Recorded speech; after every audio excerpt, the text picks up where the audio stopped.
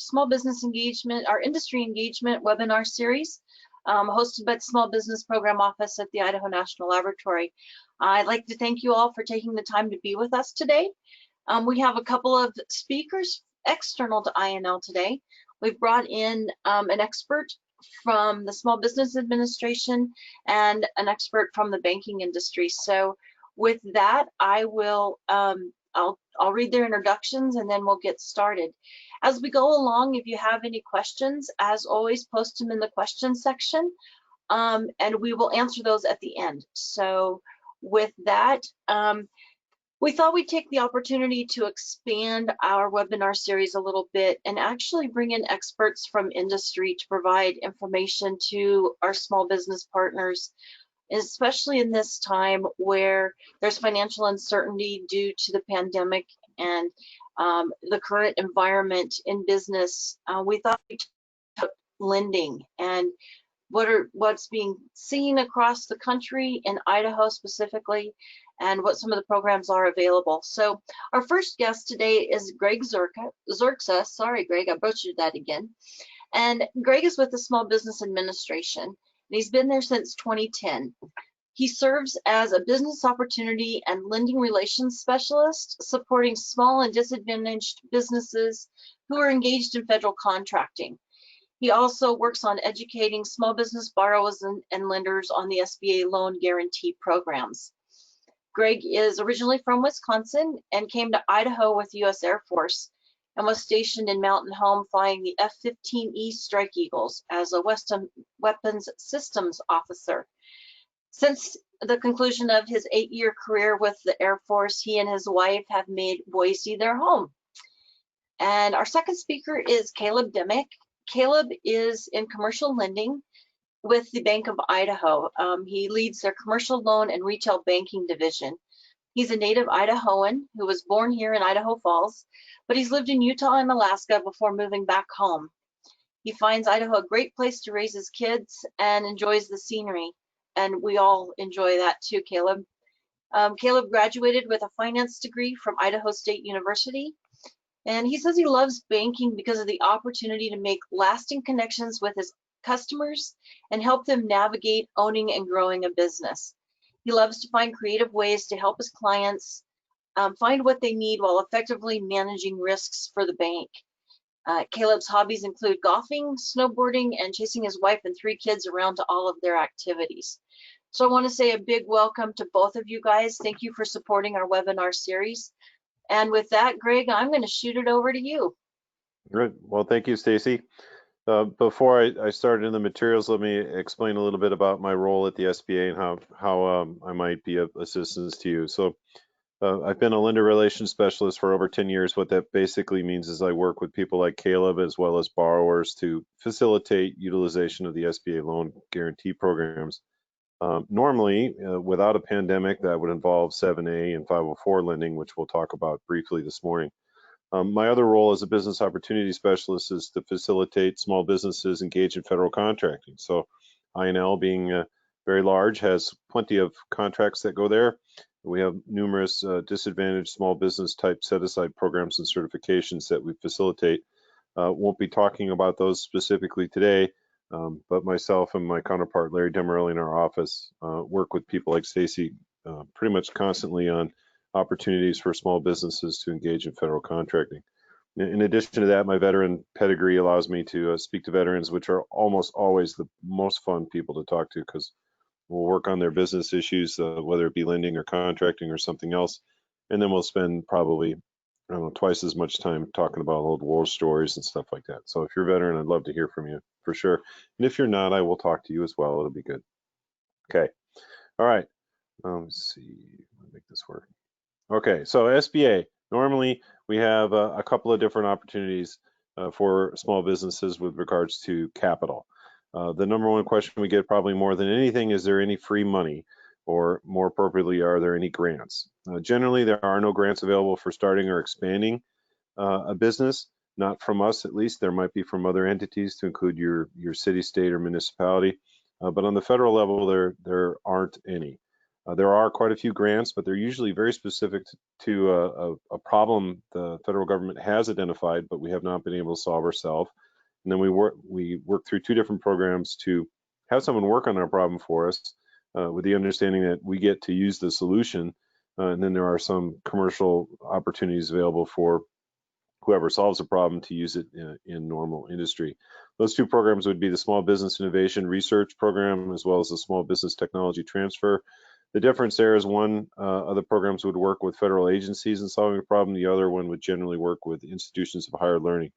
Give you an idea what type of grants are here, and deciding to take on a grant opportunity is no small task. You will undoubtedly need help applying for the grant. It's a pretty massive undertaking, but the one example I like to give with regards to federal grant, long time ago, and I think we solved this problem, but there was a federal grant, and usually they work in 3 different tiers. The first one is up to 150,000, then it gets substantially bigger if the problem needs more work, and then even bigger after that in the 3rd round of a specific grant. But this one was, the problem we had was we wanted someone to figure out how to improve the efficiency of open range cattle grazing in Owyhee County by 10%. If you were in a position to solve that problem, you could apply for the grant. We'd give you $150,000 to work on that problem, and then go from there. So all of that type of stuff can be found on grants.gov or grants.gov. They are managed by the SBA headquarters in regards to how they're taken and undertaken and given out, but individual federal agencies are the ones that set up the grants that they need filled, and so on. So you'll probably find those opportunities specifically with an agency other than the SBA, as opposed to us, and it's all in grants.gov. All right, the meat and potatoes on the loan guarantee programs, we basically have 3 different versions of loans you can get with some form of SBA assistance. Primarily, that would occur, and again, this is all assuming we're not in the middle of a pandemic, with the 7A loan program. That's something that Bank of Idaho or Caleb would be able to help walk you through start to finish. If he had any problems, he would give me a call. We'd figure out what the issue is, interpret the policy, whatever the guidelines are, and we go from there. But that's generally a lender-served program with the SBA in the shadows helping them do that. In addition to that, we have a micro lending program, basically accomplished through an intermediary lending arrangement. We will give an entity that applies to participate in the program a loan, and then they in turn have specific rules for how they lend that money out. In our market in Idaho, those are very small loans, anywhere from a few $100s to $1,000. The market for 7A loan in the Boise district office, which is basically most of Idaho, loan amounts range from anywhere from $5,000 to $5 million. We have a lot of lenders that will do a ton of work for really small loans for the benefit of small borrowers. So the microloan program in our neck of the woods is not really utilized that much, because 7A lending program is meeting those needs. And then finally, the CDC-504 program is a little bit of a different beast in terms of how it's implemented. This is where we would put large pieces of tangible equipment or buildings and real estate. It is a loan-to-value type program.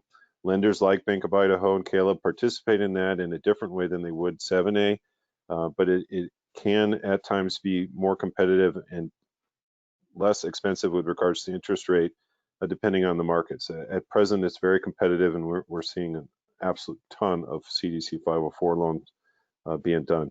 And we'll talk more about each of these in a second. The loan programs that are not mentioned on here that I won't talk about today in any detail, but you can certainly contact me and I'll be happy to answer your question. The Paycheck Protection Program, which just ended, or I think as we called it, we shelved it or parked it with the potential possibility of it being legislatively renewed. Not much is working through Congress. I don't have any information. We've lost your audio. There we go. So the PPP loan program is ended, but if you have one, you have questions, give me a call. The other loan program would be the Economic Injury Disaster Loan Program. That's an entire direct lending from the SBA to you in response to the global pandemic disaster. That is just us and you. There's no lender involved in that. That program continues. There are funds available, and if you have any questions about that, give me a call. So those 2 things I won't talk about anymore, because we could burn up half a day talking about the details of those. The last portion of available capital assistance through the SBA doesn't really exist in our market because we don't have anybody participating in the program, and it's basically equity investment. Through small business investment companies, if you had I don't know, $15, $20 million sitting in your bank account, and you wanted to invest it like a venture capitalist or angel investor would, the SBA can partner with you through a small business investment company, basically to double your investment. For every dollar an SBIC invests in a small business, the SBA will give them $2. When that investment is harvested or divested some years down the road, generally within 3 to 5 years, the SBA just wants our $2 back, and the SBIC can keep all profits from that. I'm always reminded of the Better Off Dead John Cusack movie where the paperboy chases him around for the whole time for the $2. That's the SBA in that instance. We don't have any SBICs in Idaho. However, there are, last I looked, which was a few years ago, there's 14 or 15 of them in Utah that deal with high tech or medical businesses. So if you have any questions about those, you can give me a call and we'll figure out if there's any opportunity for you there. Okay. So that was a long ways to go to tell you what SBA does, because we do a lot, and that's great. But here's how it works. This is all the 7A loan program for the most part. We basically guarantee the loan for the benefit of the lender. So someone like Caleb will do a loan through Bank of Idaho. We're going to guarantee it. The guarantees range anywhere up to 90% for certain types of loans to as low as 50%. It can go lower than that, but generally we try to stick to the 50. We guarantee it for them. So they benefit by having reduced risk, and often that's the key is reducing the lender's risk, so they'll do a loan they otherwise wouldn't let themselves do, and or give you better terms and rates. So they have reduced risk. We also let them sell that loan if they choose to. Most lenders in the Idaho market don't sell their 504 loans. They keep them. And I think that's indicative of the small regional community banks and the long relationships they have with you as clients. You benefit by generally getting access to credit you wouldn't otherwise have access to. We go so far as basically requiring the lenders to explain to us that the only way this was going to get done is if SBA was part of the equation. And then lastly, better terms and rates. As you'll see, we cap a lot of the rates we allow them to charge you. We also give them more flexibility in the terms that they provide. The guiding document for how someone like Bank of Idaho would participate in our loan programs is upwards of 464 pages long. About half of those pages are, hey, be nice, don't do anything nasty, let's help everybody out kind of thing. And then the others, half of the document basically wants them to do prudent lending. And we have a lot of verbiage in there that basically says, do what you do with us like you would without us. We don't want them to change their behavior, which I'll explain further on. The SBA is definitely a small government type of agency. We only have 3,000 employees, and we do not pretend to know how to lend better than our participating lenders. Thus, we put a lot of onus on them to make good credit decisions when you are applying with them. Consequently, there's no compulsory relationship with our participating lenders. They don't have to do a SBA loan if they don't want to. On the borrower side, if your lender is unable to meet your needs with or without SBA, the only real recourse you have is to improve your business plan or find another lender that's willing to take that risk. And that could include SBA at another institution. The good news is it's super competitive, and most of them will want your business. You just have to find the right one. Okay, so what type of loans do we want an SBA loan to be? Basically the ones in that middle range where there's an issue that the bank wouldn't normally allow, but with an SBA guarantee they're taking upwards of 90% of the risk off the table, they'll do. That would include longer terms on the loans, perhaps a collateral shortfall, which coincidentally is the number one reason an SBA guarantee will be put in place. Startups, oftentimes banks don't want to do startups at all because they have no track record. We can't look at your past historical performance and say, yep, you're doing good, looks like you're turning the corner, we can definitely do a loan. But with an SBA guarantee, often they will let themselves do it. What we don't want SBA loans for, and again, our participating lenders get this, they are on board. We don't want a loan that they wouldn't do themselves just because an SBA guarantee is there, other than the reasons I just stated. So if it's not a good deal, we don't want to do it just because it's an SBA guarantee in place. We also don't want to do the really good ones. If you have great credit, they can meet your needs. They're giving you a rate better than what we would make them give you. We don't want to put a guarantee in place unless it's needed. So this is there's some rules and policies that we ask them to provide some explanation as to why they need the guarantee. And there are instances when their reason isn't good enough for us. And generally, I don't think that harms the borrower. I think it just takes the guarantee off the table, and they should still be able to meet your needs. We do, and this is an example of where someone like Caleb and I would go back and forth on what's in the application, work with the center to figure out where the problem is, and oftentimes we can resolve that just by interpreting the policy a little bit different and perhaps wording the application slightly different. Of all the loans that are done, again, in a non-pandemic year in the Boise district, we're doing about $125 million worth of loans with SBA guarantees in place. And historically, looking back over the last 20 years, about 95, 96% of those loans are paid as agreed and end up having a wonderful repayment history. They get paid back and fall off the books, no issues. The remaining 4 or 5% have some sort of an issue, but out of those, the way the SOP is written, we really ask the banks to make it work, whether that means a deferment or changing it or extending the maturity. Out of that 5%, the total losses, the monies that we don't end up getting repaid, amount to about 4%. So if we take 5% of 120 million, whatever that number is, only about 4% of that amount is not recovered. And that's indicative of the rules that we have in place and the type of conservative, responsible lending partners we have with the 7A loan program. Okay.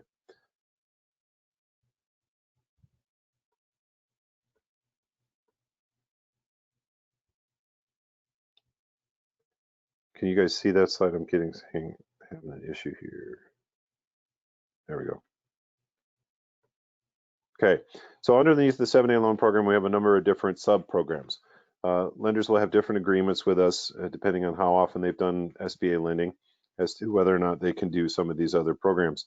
Bank of Idaho can do all of these at different levels. Standard 7A is just your normal conventional conventional loan. It's a fixed amount of money or repaid over a fixed amount of time with a fixed or variable interest rate. SBA Express and Export Express, we introduce a revolving capacity. Think of this as like a credit card where you get approved for a certain amount on the loan. Depending on your working capital needs, it'll go up and down over the life of the loan. Export Express, we would have some indication that you're doing some sort of export. Generally in an in-person webinar or training, I'd ask you which are the nearest two export markets. A lot of people don't realize you sell something to your neighbor across the street, they put it together into a larger piece, a product or perhaps an agricultural product, and that gets sold to Mexico or Canada. You're in essence indirect exporting. We increase the guaranteed amounts on some of our export loans to take even more risk to facilitate export activity. So Export Express and Export Working Capital Program are two of our options there for working capital loans for export activity. International trade loans, that's basically a 7A loan, but you've provided an export marketing plan. You're either attacking a new international market, reacting to foreign competition, or modernizing your equipment to respond to international pressures. 90% guaranteed on that one, same amounts and limits, which we'll talk about in a second. So there's a lot of different tools in the toolbox for lenders to approach your small business capital needs using 7A. The last one is called CAPLines, which basically is asset-based lending. And because that has some particular implications and benefits for federal contractors, we'll talk about that in much more detail. Okay, so express loans, basically the name connotes that it goes faster. It's supposed to go faster. Generally, the turnaround time is about 36 hours. This is on our side for the most part. Lenders usually will gather the information from the time they submit it to us. It's usually instantaneous, provided they've provided all the information. Because it is faster and a little bit expedited, the rates that we allow them to charge are a little bit higher. So on the normal 7A lending, the max variable interest rate they could charge you on any loan is prime plus 2.75%. Because of the export and SBA Express loan programs are expedited and the guarantee is reduced to 50%, they charge more. And generally, these are riskier. But if you compare these rates to what a bank would offer you without an SBA guarantee, they're lower, often substantially lower. The limit on the SBA Express loan is $350,000. Export Express will go up to $500,000. But for every Express line that you might get or seek to be approved for, that limit is going to be based on your needs and underwritten by the bank when they go through it. So how does the guarantee work? Well, basically, here's an example. I'll give you two examples, one large one and one small one. So you're approved for $1 million loan. We won't get into what that might be used for. Presumably, it was a good case and the lender agreed and everything worked great. They're going to give you the full $1 million. We guaranteed that at 75%, meaning that if on day one you couldn't pay any of it back, you defaulted on $1 million loan, we couldn't gather anything, we're going to pay the bank $750,000.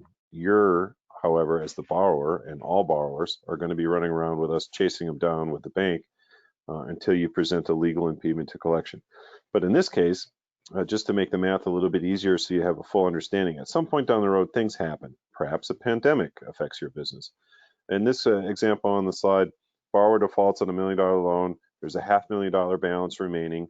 The lender liquidates all of your assets and collateral that they took assignment of when they gave you the loan, and we're going to ask them to fully secure and collateralize the loan to the extent the collateral is available, and they get rid of another $400,000 that was owed, or I'm sorry, $100,000 that was owed, leaving a balance of $400,000. They're going to submit us a ginormous package of stuff explaining to us that they did everything in their power, they played by all the rules, they got as much as they could get back, and they're going to say, all right, there's $400,000 remaining. Please pay us the 75% that was guaranteed on the loan. We're going to pay the lender the $300,000, but we're still going to expect you, the borrower, to pay back that $400,000 at some point. Generally, what would happen in this type of a case is the borrower is going to declare personal and business bankruptcy, in which case no one is chasing you around, but we will remember that you owe us in the bank $400,000. That will impact your future eligibility, and this does happen quite often where, say, 10 or 15 years ago, you might have had a business that was impacted by the last financial crisis. You went bankrupt, defaulted on an SBA loan, and then let's say several years ago you wanted to get another SBA loan for a new venture. We're not going to let you do that with an SBA guarantee until we recoup the losses on the previous loan, and that's straight across the board. I have asked the SBA for 10 years now for a blue windbreaker that has SBA on the back in large yellow letters and one of those ball caps, but they have not given it to me. So the key takeaway with this, if in the event that you have an experience that causes you to default on an SBA loan, we're going to remember for a very long time, but we do forgive very quickly. And I'll share a brief anecdote about this. We had one business that had a flower boutique in the mid 80s. They defaulted on their loan. They declared bankruptcy, and maybe this was 6 or 7 years ago. They were working on a new project and they needed $1.5 million. It was going to be an SBA guaranteed loan, but the system and the lender indicated that they had defaulted about $34,000 on an SBA loan some 26 years prior. We found that loan, told them how much needed to be paid. She sent a check to our office. We had a heck of a time figuring out what to do with the paper check, but once we got that taken care of, everything was good. The slate was wiped clean, and ultimately that borrower got their $1.5 million loan. And last I heard, it's being paid as agreed, and everything's honky-dory. So we remember for a long time, but we forget quickly. All right. So on this next slide, giving you an indication of how the guarantee percentages change. For loans below $150,000 in the normal 7A loan program, we guarantee a little bit more to incentivize, excuse me, lenders to do smaller loans, which generally isn't a problem in our district. And you can see that the numbers slightly change. So we pay the lender what we've guaranteed, and then at some point we hope to make collection with the borrowers. As I mentioned before, this rarely happens because generally our lenders are conservative enough and disciplined enough that they're not engaging in lending that would even remotely have this possibility. We know things happen, and a lot of the way that the guidance is written is to work with you, the borrowers, to make this better for all concerned. The way that might work is offer and compromise. Say you had a balance, in this case, $30,000. I'm sorry, after the liquidation, there's $10,000 remaining. Maybe you had $5,000 in a certificate of deposit or something like that. There is a way for you to engage in a discussion with the lender and the SBA saying, hey, I've got $5,000 more. Can I just give you that and we'll call it good? We can do that. There are also repayment plans where I've had several lenders who defaulted on like a $5,000 loan and they pay us $20 every month and we're not chasing after them and they're eligible for additional SBA funding because they are in a repayment plan. Just because it's fun to talk about too. I've had some younger people with SBA loans that didn't go well, and they're in a repayment plan, but they move around, and then we lose track of them, and we're not talking to them, and suddenly the $20 stops coming in. What we will do is charge off the loan, refer it to Treasury, which is a much bigger mechanism, and then they start taking income tax returns and any other source of federal income, not entitlements. We'll never touch Social Security or anything like that, but we will garnish payroll and take income tax returns as well as Social Security disability income. Usually the first time we do that, I get a phone call really quick, call in the local office saying, hey, this started happening, I'm sorry, how can we fix this? Getting in contact with me and we can direct you to the appropriate SBA resource. All right, so all of this does come at a cost. We fund the SBA in two ways. One, charging a guarantee fee to put the guarantee in place, and additionally charging lenders a much smaller fee on an ongoing basis to maintain the guarantee on loans in their portfolio. The guarantee amount that it needs to be paid to put the guarantee in place is based on the loan amount. You're only paying this fee on the guaranteed portion. So for example, looking at that last one, a $5 million 7A loan guaranteed at 75%, you're going to pay 3.5 points on the guaranteed portion of the loan, which is $3,750,000. That amounts to $131,250, which seems like a ginormous number, but you just borrowed $5 million, so it's probably going to work into your business plan. That doesn't have to come out of pocket. That can be financed into the project. But you see on the smaller loans, about 67% of the loans done in our district are less than $125,000. It ends up being very competitive when you look at your overall cash flow on an SBA loan because of the constraints we put on interest rates and the extended terms we allow. So what do you need to be in order to qualify for an SBA loan? Well, you need to be organized for profit. If you're getting any kind of tax benefit for being a nonprofit or a charitable organization, that's all you get. We will not be able to do SBA lending with you. You also need to be small, and it turns out small could be rather large. The alternative size standard, and we say that because for each individual industry, there's a size standard which is used across all of SBA's programs to include federal contracting. But the alternative size standard generally is much bigger. Net worth less than 15 million and net profit over the last 2 years of less than 5 million. So if you're smaller than those two things, you're small. There are other size standards for specific industries where your net worth could be greater than 15 million. For example, manufacturing. In order to be a small manufacturer, you would have less than 500 employees, which is pretty huge. In addition, you'll need to be demonstrating a need. We talked a little bit about this before. For example, you maybe talk to your lender about a $100,000 line of credit, and they want to charge you 9, 10, 12% on that line. With SBA, it'll be much lower than that. It'll be prime plus 6.5. I guess it's not much lower, but lower. That would constitute a need to use an SBA guarantee. And then often the number one reason SBA guarantees are put in place is because of a lack of collateral. So SBA or lenders will use the SBA guarantee as a means of mitigating that risk. Then lastly, you need to be in an eligible industry. You can't discriminate, you can't speculate. So two examples of this, one, it used to be quite popular, it's less so now, but Curves for Women, the gym for women only. Generally, out of the can, that franchise would not be eligible for an SBA loan because you don't allow men to work out there. However, if you can prove that you're building a men's bathroom or locker room and that you allow them to join the gym, then you would be eligible. We don't require that you advertise that you do that. You just could discriminate in regards to men versus women. Non-speculative is a little bit harder. Two examples on this, since we have a wine industry here in Idaho. Vineyards, we can certainly do a vineyard in an SBA loan, but we're not going to be able to finance a new one. In that, if you've got vines that are already bearing fruit, that wouldn't be considered speculative to us. But if you want a loan to plant vines that aren't going to bear grapes for several years, that would be considered speculative by us.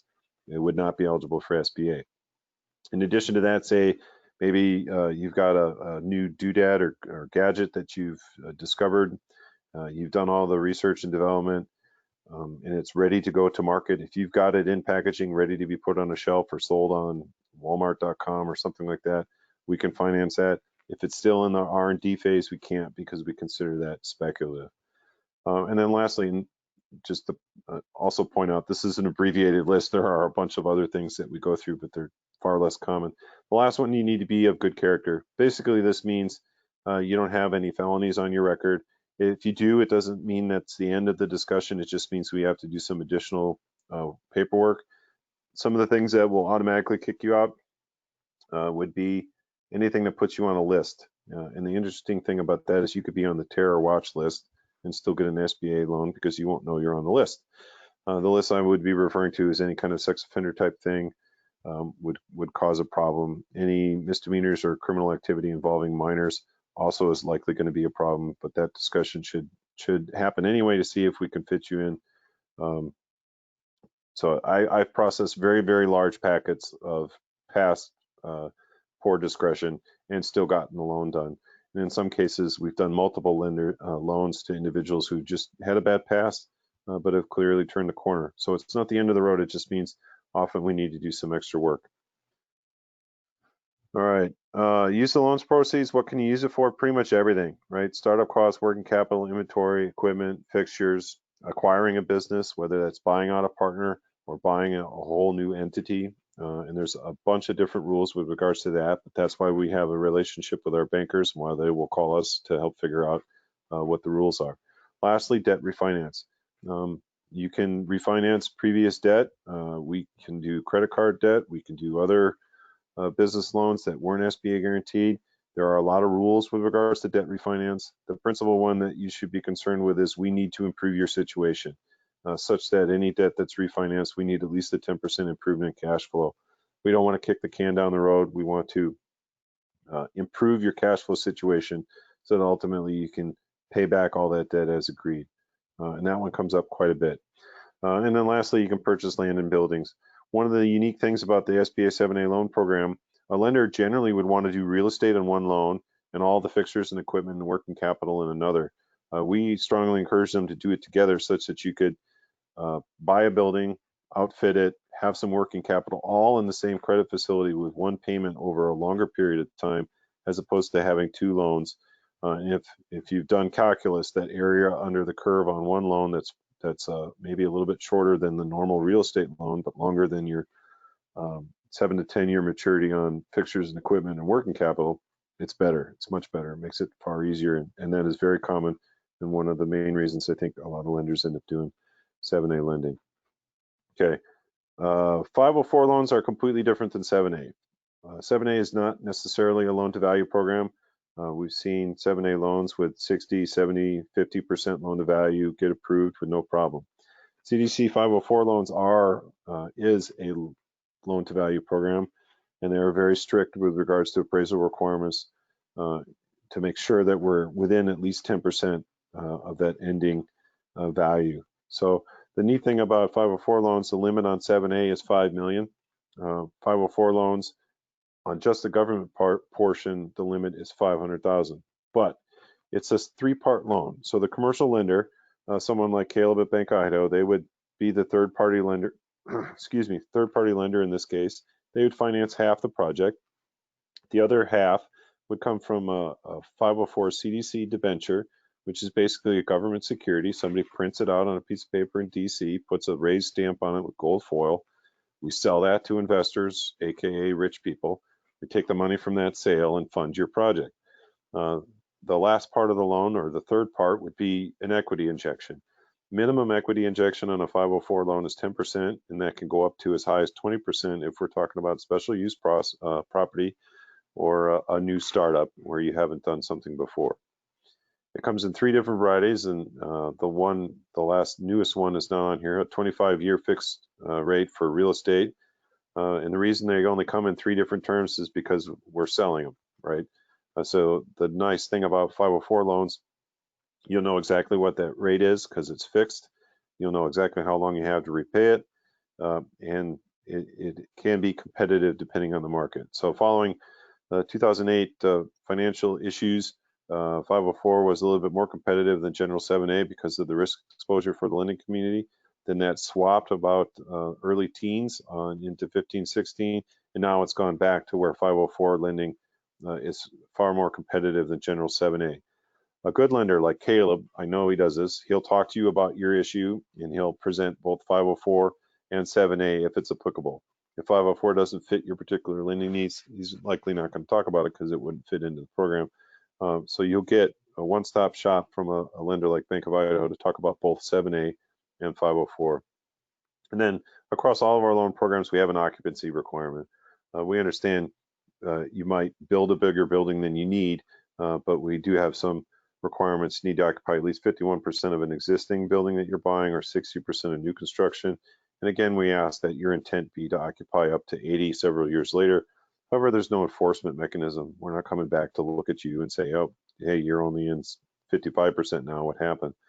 But it is, the spirit of the program is that you would occupy the space you build. So additional information on SBA refinance debt specifics. As I mentioned, need to improve that 10%. Short-term loans, i.e. less than 12 months, we're not looking at the 10% rule anymore because the timing is just not there. We're not going to refinance debt that the lender's already in position to sustain a loss. This is to protect the SBA from taking on debt that's otherwise not in a good way. You need to have been current on your previous debt for 36 months at least, or at least not more than 29 days past due. We're going to have a lot of documentation requirements to include a transcript of the loan and your payment history. We've dealt with several examples of refinancing debt, and this one example was a fly fishing outfitter in western Montana. Had been financing the business on credit cards for a number of years and needed to get smart about how he was financing his operation. Went to a 7A lender, wanted to refinance 2 or 3 personal credit cards. What SBA requires to do that is basically a certification from the borrower that all of the transactions less than $100 were for eligible business use purposes, and then receipts and credit card statements for every transaction that was over 100. This gentleman brought in 2 5-inch 3-ring binders full of receipts for 10 plus years of operation. Fortunately, the SBA does not look at that.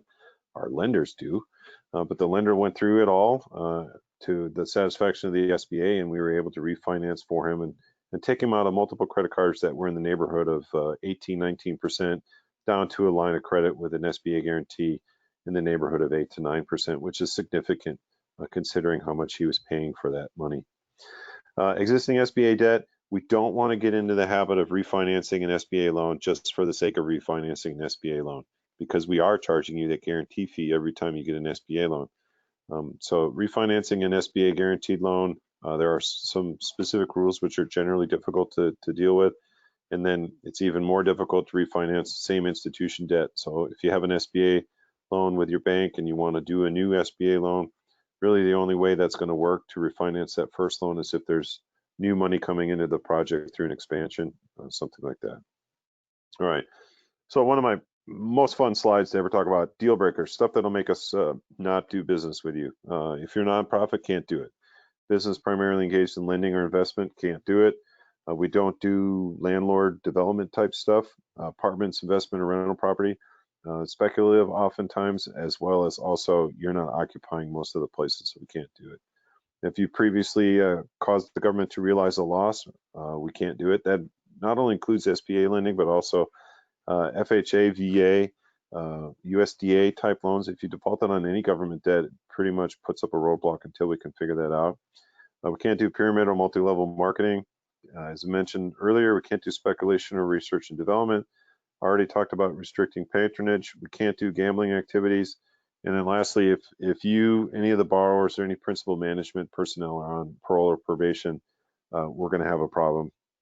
Basically, because if those people are identified as key to the operation of the business, if something happens and they violate parole or probation, the whole enterprise is in jeopardy. Thus, we can't do that until that person is either removed from the business and 6 months pass, or they're done with their parole or probation.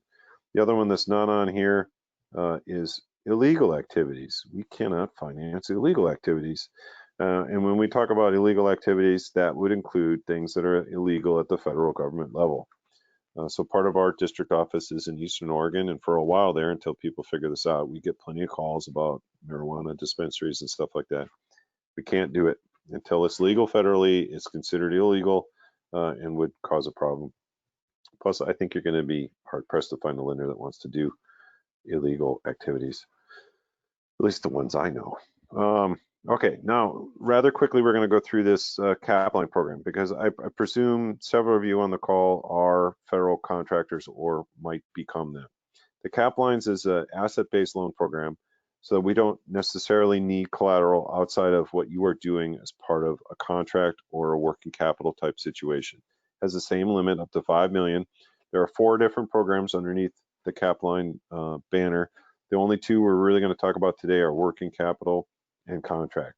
Seasonal would deal with, say, seasonal operations where you need monies to ramp up before your season really starts to kick in, pay down the line, and do the same thing over again in another cycle. Builder's CAPLine, we can actually build buildings, residences, and stuff like that, but it's very onerous in regards to the requirements. We have not had anybody take advantage of that program in my 10 plus years of being here. So I'm not going to bore you in specifics. Okay, so contract CAPLines. Let's say you get a $250,000 annual contract with INL to clean offices, and you have enough working capital to maybe do half of the work, but you need some additional, but you have no collateral. You can finance that contract by using the contract itself as collateral for a lender to provide you funds to perform the contract. So you have it doesn't have to be a federal contract. It could be a domestic or a state or municipal contract. It just needs to be a contract. You can use that to finance your loan. In addition to that, you can use multiple contracts under one particular credit facility, so you're not constantly having to go back to the bank to get new CAPLines or new loans to approve work.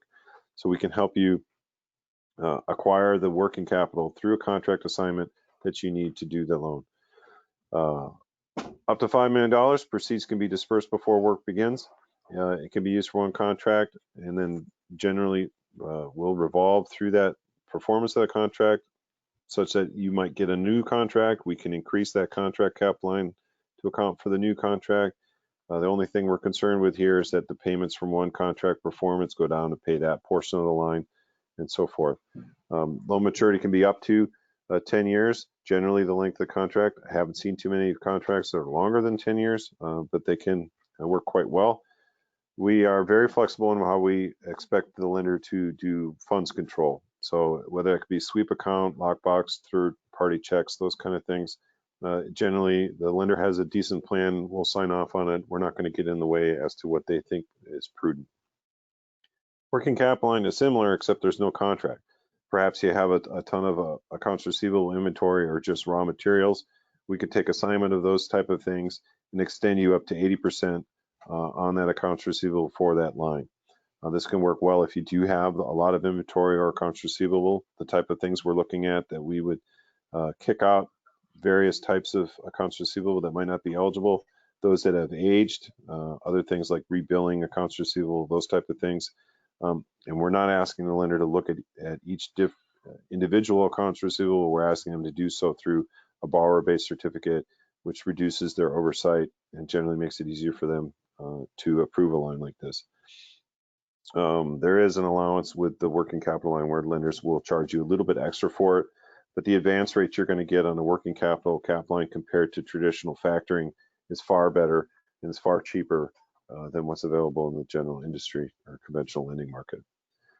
All CAPLines have to have an exit strategy. Basically, what we're saying here is we're not going to allow any advances that would go or extend beyond the maturity of the contract or the contract project completion date.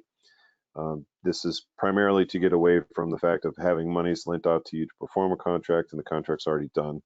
It all needs to wrap up nicely in a good type of a situation where we give you, the bank lends, makes a disbursement on the contract CAPLine, you perform the work, that progress payment is made, the line comes back down to zero. Any other profits remaining after the sweep is made on that payment go right to you to be used outside of the line, if that makes sense. All right, so eligibility contract requirements for the contract, basically demonstrating an ability to operate and do it. What we mean here is we're not going to probably let you get a contract CAPLine if it's the first time you've ever performed that particular type of service under a contract. We're going to expect some sort of ability to bid project costs and perform specific types of work. For federal contractors, you've already done one. This will be easy to document with all the other different federal contracting programs where we're looking at it. The point of these 3 bullets is we're going to expect some experience and evidence of that experience. And then working capital, you basically have to meet all the normal 7A requirements and generate accounts receivable or have inventory and raw materials. One of the great things about the working capital CAPLines is we can refinance under it. As we mentioned before, the limit on the SBA Express line of credit is $350,000, and this has happened several times in our market where we have a federal contractor, they have an express line up to $350,000. They're just getting so much work because of their status as a federal contractor that they have maxed out that line. There's no way you could get another SBA guaranteed line of credit through the SBA Express program once you've hit that $350,000 limit. But you can, and this is the only instance where you can refinance an SBA debt with pretty much no questions asked. You can refine an SBA Express line of credit into a working capital CAPLines and go from a limit of $350,000 to a limit of $5 million, which is significant. And we have yet to run into an instance where that $5 million line of credit is not satisfactory.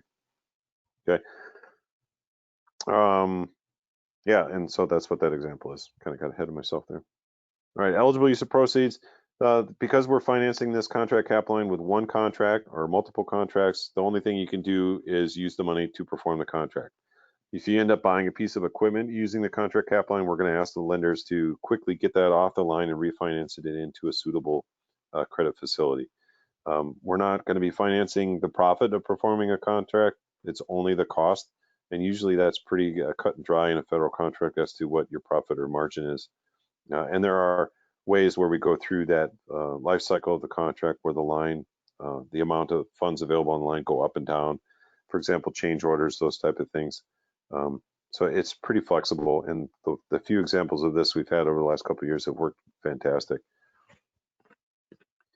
Working capital, same kind of a thing. It's only for working capital operating needs. If you buy anything, it's got to come off of that line. This is where we're relying on your lender to monitor the line to make sure, hey, you bought a new piece of Caterpillar equipment using the line funds. We've got to get that amount off that line and into a suitable credit facility within 90 days. Okay. Maximum line amount on both of those programs is $5 million. The most you can have at any one point guaranteed. Again, it's guaranteed at 75%, so the maximum outstanding guaranteed would be $3.75 million. Maximum interest rate is the same as standard 7A.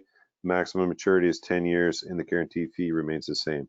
Of note on that last bullet, because you can fit multiple contracts into that contract CAPLine, you're only paying the guarantee fee on an increase once.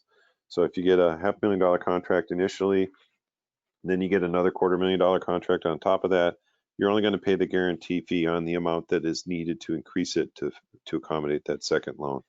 So you could have a contract CAPLine in place, you get a $500,000 contract, perform that work, line goes almost all the way down to zero, get another contract for $250,000. You're not necessarily going to pay a guarantee fee because you already paid the guarantee fee on that first $500,000, if that makes sense. So in that regards, it's pretty good. Because of all the extra monitoring required, and as I mentioned before, we have some pretty strict requirements on our participating lenders that they don't gouge you for fees that are otherwise unreasonable. So we will, in some cases, let them charge you a little bit extra on these programs because they do require much more work from the lender to monitor what you're doing in performance of the contract or your accounts receivable.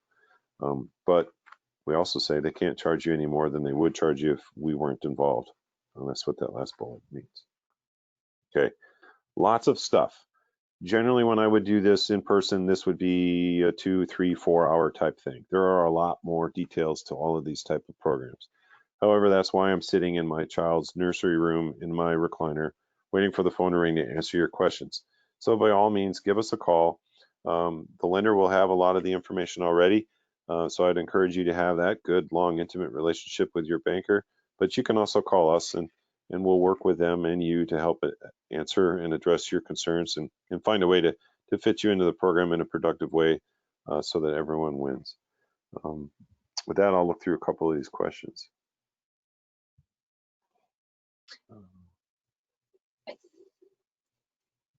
Greg, let's go ahead and go to Caleb. We're running a little short of time, and then we will.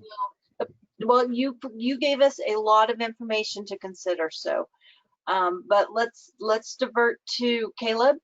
And we do have the line open for time past 10 o'clock, Caleb, if you, so don't feel like you have to squeeze it in, and we want to hear what you have to say. So with that, Sure. Caleb, take it away. Awesome. Can everybody hear me okay? If you can't, please send a note. Greg, thank you. It's nice to have a SBA summary. As Greg mentioned a few times, that's a program that we as banks, we lean on quite often, and we know Greg well. As bankers, we've worked with him and his department, and he does a great job of providing training to our bankers so that we know more about the program. So again, he's good with answering questions, and like you mentioned, a banker is a good resource even when you're talking SBA, because as you're trying to get an SBA loan, you typically don't go right to the SBA to get that loan. You work through a bank, and the bank then interfaces with the SBA. So, you know, right out the gate, I was going to say this at the very end, but I'll just shift it to the beginning. If you're a business owner wondering what to do and how to navigate a pandemic, you're in the same boat as the banks, right? We don't have a handbook here that we can turn to, and you know, how to do business in a pandemic. We are all finding our way, and it's new, and it's kind of scary. But what I would recommend is developing a good relationship with a banker, and that doesn't have to be a Bank of Idaho banker. This isn't a sales pitch, but I would recommend getting to know a commercial loan officer to start at your bank if you are a business owner. The value that has for you is that they are constantly being educated and told about different programs throughout the state and nationally as well that help small businesses. And so you can just go in, you don't even have to have all of your ducks in a row. You can kind of say, hey, these are my concerns. This is what's keeping me up at night. What can you tell me as far as a resource or education? And let that banker just fill your head with some of the things that they're familiar with. What that also does is that in good times, it makes it a little more streamlined and effective to get financing. And in bad times, that relationship helps you get through maybe a working capital crunch, or if you need to renew a line of credit or increase it, or you have an opportunity to invest and you want to take advantage. Having a banker that will go to bat for you and that understands your business will help get you through that process.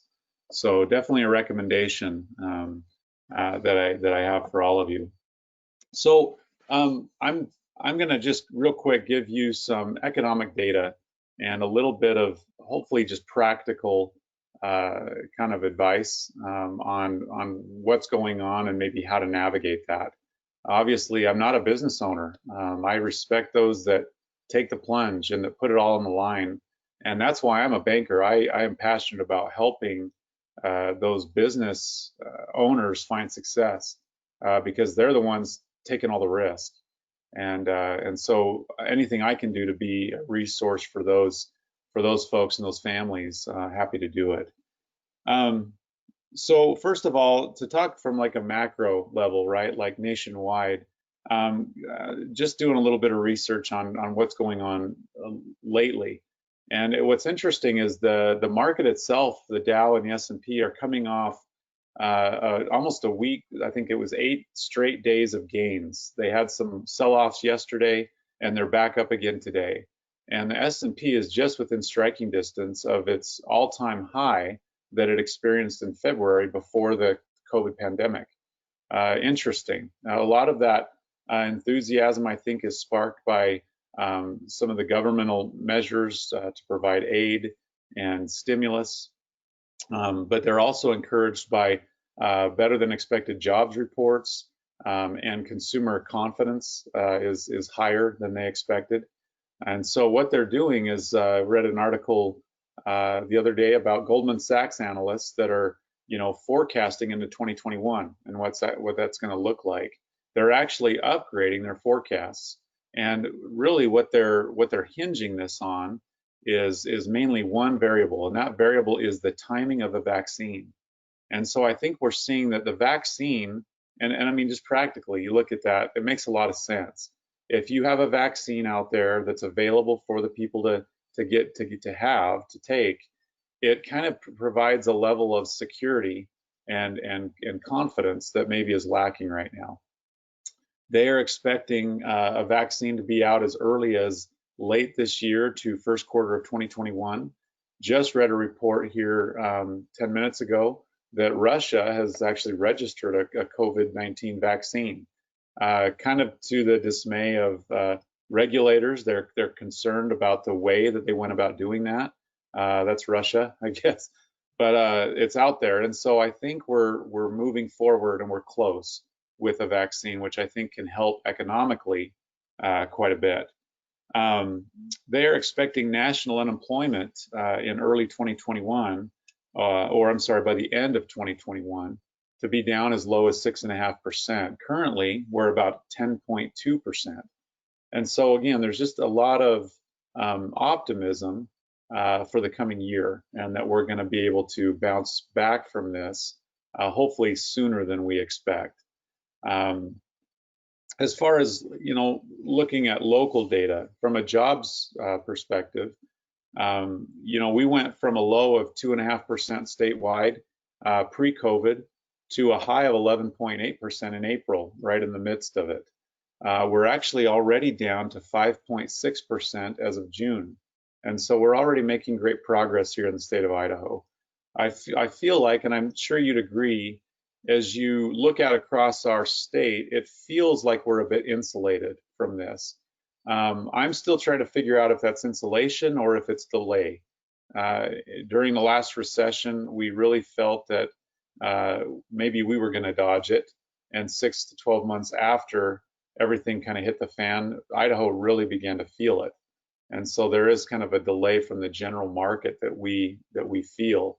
But I am leaning towards thinking that there is a lot of interest in states in the interior West, states like Montana, us here in Idaho, Utah. We are an attractive place to live, I think, because we have, for the most part, we're weathering the COVID storm fairly well, relatively speaking. And we had a lot of attention pre-COVID because of I think it's just the cost of living, the standard of living, relative safety and security, and the business environment is very much geared to small business, and that provides an attracting force with folks coming from the coasts and from the other side of the country. So I think that will continue, and we're seeing that in the real estate market. We're seeing that home sales, there's still an inventory problem. We can't quite catch up with the demand, and I think that's actually helping to keep prices up, sometimes at levels that are unobtainable for some of our residents, but it's creating a strong demand to be here. And we're seeing, as we talk to realtors and real estate professionals, that a lot of the home sales are coming from out of state, and they're coming in the form of cash. I'm hearing lately that if it's not a cash offer, they'll give you about a week, and then they'll move on and they'll accept the cash offers. So it's very competitive. There's multiple offers, full price offers and then some on homes. And so I think that can be a good thing, but I'm still kind of waiting. I think the banks are still kind of waiting to see economically what that means for our state. From a job standpoint, Idaho added 10,000 jobs last month in July. Boise alone was up 12% from the jobs that the employment they had the prior month. Magic Valley was up 5%. East Idaho is actually down 0.1%. Wouldn't worry too much about that. I think we're seeing that we still are looking for more skilled labor, and so that's I think a good sign. In Treasure Valley, farming opportunities are being pushed further and further away from the city centers as more and more space and farms are being converted into retail and commercial space. A lot of construction and subcontractor industries are as busy as they've ever seen. I've had small business owners comment to me that they are as busy or more busy than they were pre-COVID for one reason or another. Maybe pent-up demand, maybe demand has shifted. Some businesses like restaurants with drive-throughs are finding that they might be better off just offering drive-through, as they found their business to spike when other restaurants were having to shut down. So it's provided opportunities and also threats for different companies. So let's talk about banking for a minute, banking for small businesses in particular. So most banks, I think, are still lending. We're hearing, words on the street about some banks that are really pulling back. Those tend to be kind of your super regionals, your nationals that are also being affected by other markets outside of Idaho, and so they're responding to that pullback in their general markets, while Idaho continues to have demand. Our local banks, I'm understanding that most of us are still very open for business. To get a little bit in the weeds with you, and I think this might be valuable, as some of you might be seeking financing, or at least wanting to know if financing is available if you run into the need. I think banks are doing a couple things, and I can't speak for everyone, but we tend to kind of try to stick together and do similar things. But we're looking at our loan policies, the way that we make loans, and the kinds of numbers that we look at. One number that we're focusing in on is a loan to value ratio. So that's the value of the collateral compared to the amount of the loan. And typically a bank will say, okay, well, we will lend 80% of the value of this piece of collateral, or 70%. What you're going to see, generally speaking, is that a bank will lower that loan to value ratio requirement. And so, for example, if before we said the value of your building is a number, we will loan approximately 75 or 80% of the value of that building. So if you have $1 million building, we would give you potentially $750,000 to purchase that building, or to update it, or whatever the need is. Now what you're seeing is that might be going down. So maybe we'll say instead of $750,000, we would loan $650,000 to $700,000. So a 65 to 70% loan to value in place of a 75% loan to value. And that goes across the board with maybe equipment or accounts receivable, things like that. We might lower that a little bit to say, okay, well, we want a little more cushion, a little more collateral, and we're not going to lend so aggressively on that collateral. Not a cut and dried thing, not a hard and fast rule, but I think it's a trend that you might just want to be aware of as you're talking to your banker. Another thing would be debt service coverage. That's basically just your ability to bring in your earnings, so your revenue, divided by how much debt you have to pay in a year. So you look at your annual income compared to your annual debt service. If you divide those numbers, you get a ratio. We like to see that number above 1.25. Lately, I'm thinking you might want to be up closer to 1.5 to get new money.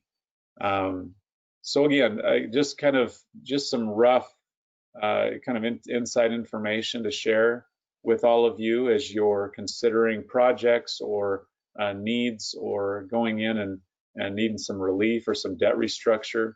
Those are some things that you might run into. On the other hand, if you're in a position where you really need to shore up working capital, the money that you're using to operate, or refinance debt or restructure so you can lower payments, you're wanting to come to your banker and say, I need some relief. I want to make sure that I can weather this thing okay. And in those types of cases, that's where Greg Zerxa comes in to play. That's where a lot of programs in the state and nationally, there's USDA, there's the 504 program, and the micro loan programs that Greg had mentioned. The banker should be able to kind of sift through those various programs based on what your needs are. And so look for that. Hold your banker up to a standard and expect them to take you through a question and answer phase where they're really figuring out what your needs are And once they understand your need, then to provide you with a few options and various directions you can go. Very much, again, I won't sales pitch here, but I've been at a few other banks, and at Bank of Idaho, my emphasis to my lending team is to do that, is to take time to figure out, well, what are their needs? What do they want? Instead of just telling you everything that we can do for you, let's first figure out what you want to do and what your real needs are. And then, of course, we have a lot of different avenues and programs and products that we can throw at you to see if what would work best. Industries, to get back to kind of what bankers are thinking right now.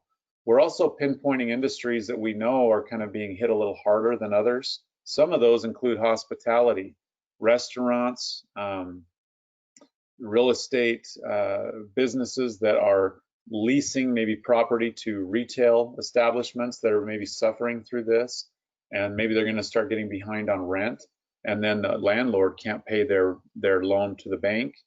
And then also businesses that are dependent on events, things like sports teams, or with movie theaters, places like that where there's a finite number of takers for any given event, and if those cancel, that revenue's lost forever. They can't go back and make that up. We're seeing that those businesses are being affected because some of these organizations or events are just being shut down because there's too many people. They can't safely social distance, and other factors that are making it difficult for them to do business. So if you're in one of those, or you're looking to expand into one of those, just be aware that that is considered a higher risk venture right now. Okay, so after all of that information, what can you do, right? As a small business owner, what can we do to be successful in this environment? There's a few things that I would recommend, and I said this at the beginning, I'll reiterate: develop a relationship with your banker. Bankers love to go out to lunch, and a lot of times they'll pay. So just invite yourself to a lunch with a banker, and they'll usually say that's just fine. But take some time to develop a personal relationship with that person, he or she, whoever it is that you've dealt with in the past, or maybe you're going to develop a new relationship with a banker. Ask for referrals from other business owners, other friends that you have that maybe have been in the commercial lending scene.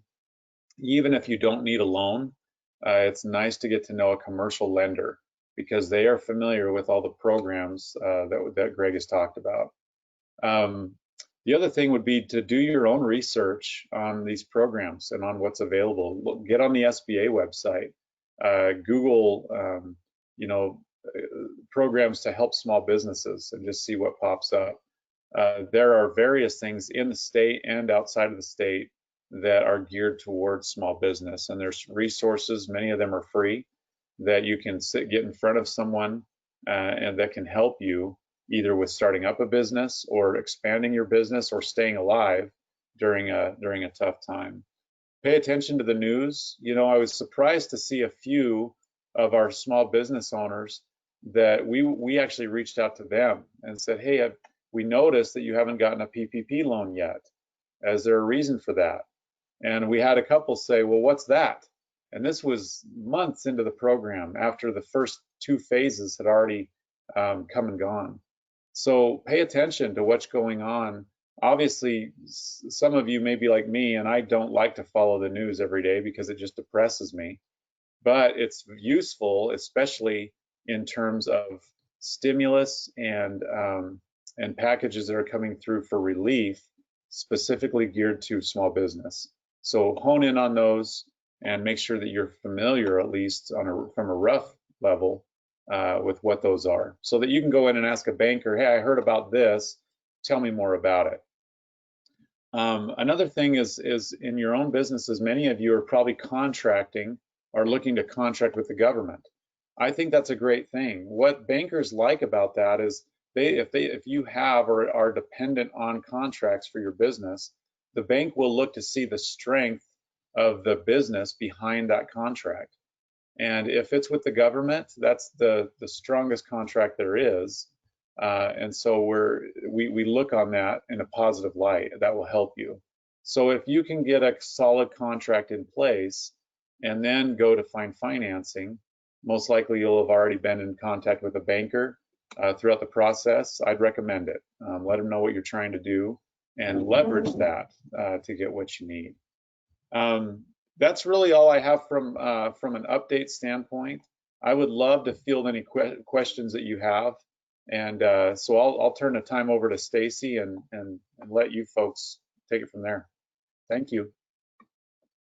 Okay, thanks, Caleb. That was really interesting. You know, it's exciting to see that. I've got to share my webcam again. Here we go. There we go. It's exciting to hear that you guys are optimistic for the coming year. I know that here at the INL, we're very optimistic as well with the projects that we have coming up in advanced reactor research. There's going to be a continued need for construction, and we really like to use our local construction companies. So that optimism, I think, is refreshing in these days where we don't really know what's happening. So that's great. We've got just a couple questions and we've got just a few minutes left. So this is probably for you, Caleb. What is available for nonprofits that have been affected by the pandemic?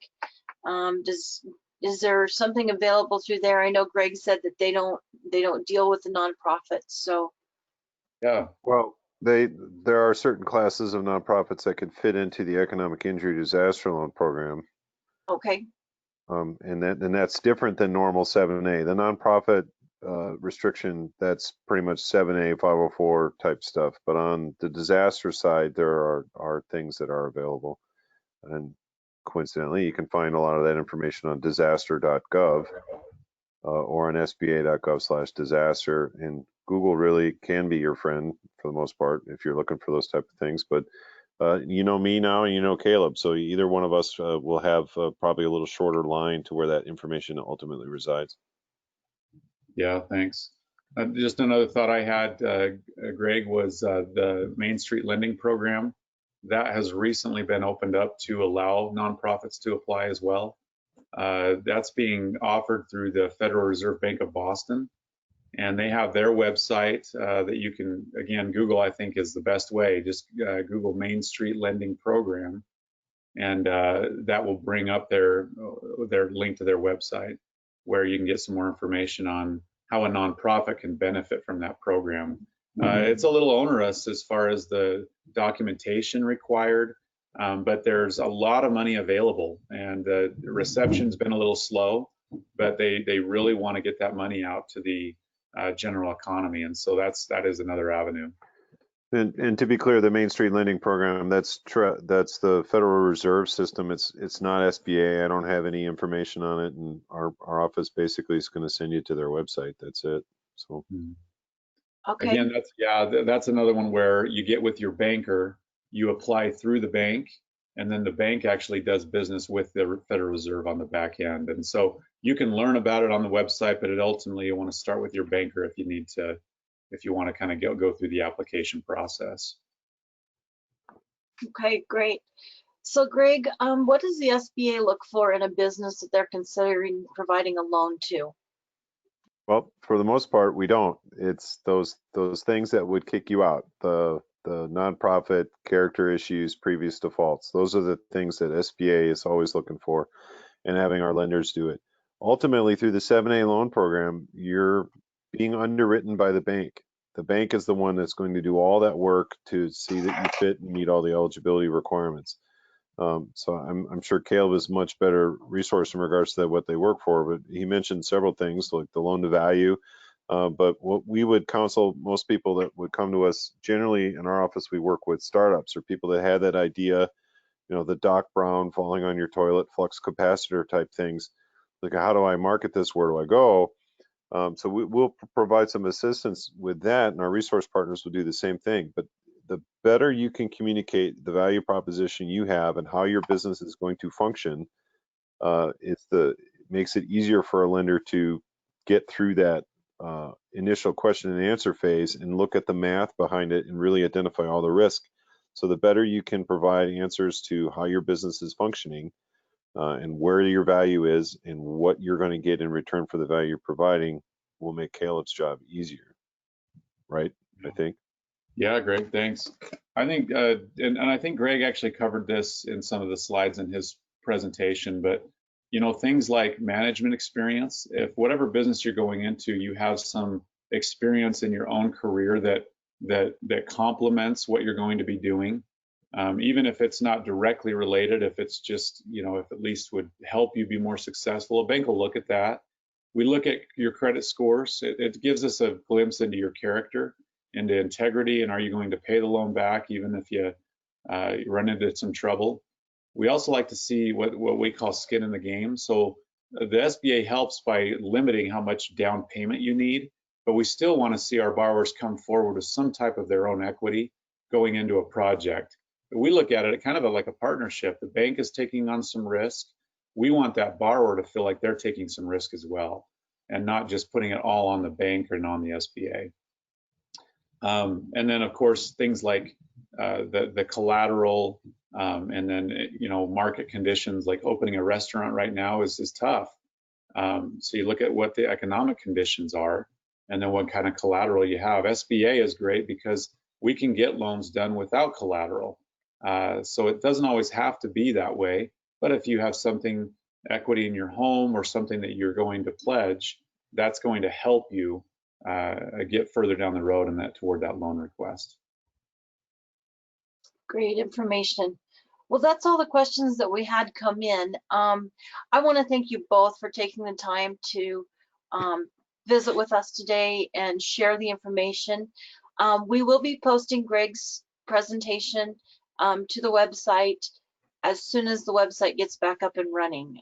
We've had an incident with our external website, and so my procurement.inl webpage right now is down, so you can't get to our information. But we're working internally to get that back up and running. So look for that probably next week. We will get that posted. We'll also post this video so you can review that.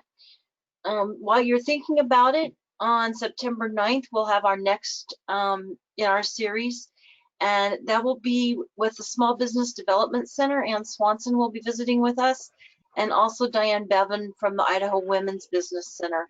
They'll be talking about the services that they provide and give us perspective on what they're seeing out in the marketplace. So I invite you to register for that as well. Again, you'll have to wait until our website gets back up and running. But again, thank you very much to Greg and Caleb, and thank you for our attendees. And with that, I hope everybody has a great afternoon. Thank you.